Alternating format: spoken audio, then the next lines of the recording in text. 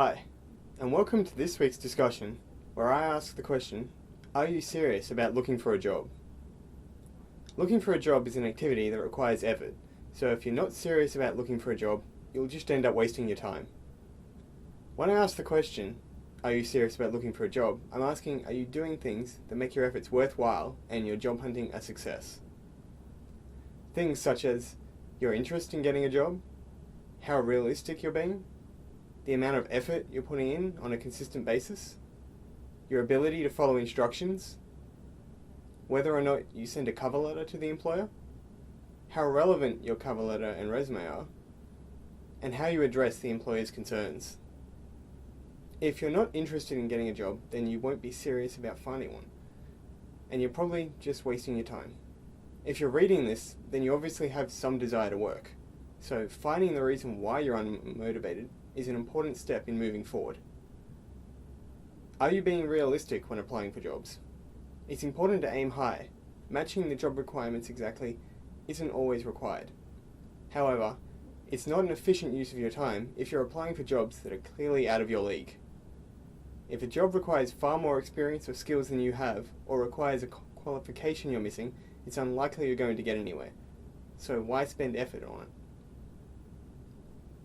I've mentioned multiple times before that looking for a job requires a decent amount of effort, determination, and time.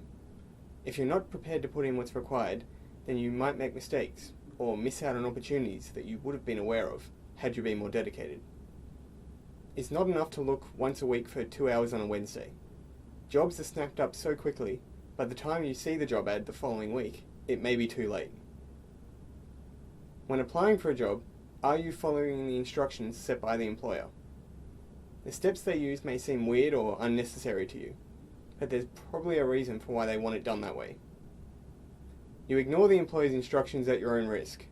Not only could it see your application getting lost or simply rejected, it may have been a test to see how well you can follow directions. Everyone knows you send a resume when applying for a job, but sometimes people omit a cover letter in their application. An employer may not have asked for a cover letter. However, you should always send a cover letter with your resume unless asked not to. Don't make the employer have to search for the information they want. Reduce the clutter on your resume and cover letter down to the things that are relevant or could bring value to the job. Recognizing aspects of yourself or resume that the employer may have questions or concerns about will allow you to address them. Addressing concerns in your cover letter will help give the employer the answers they seek, and have a better idea if they want to invite you in for an interview. For many of us, this concern will be a disability. Remember, you're not required to disclose your disability, but if it will impact on the job, you should tell the employer for your benefit and theirs. So to summarize this article, you only get out what you put in. So take these points on board and make sure your efforts are the best they can be. As always, if you want any of the information talked about in this video, check out the article on Let's Get Working, which contains everything we've discussed.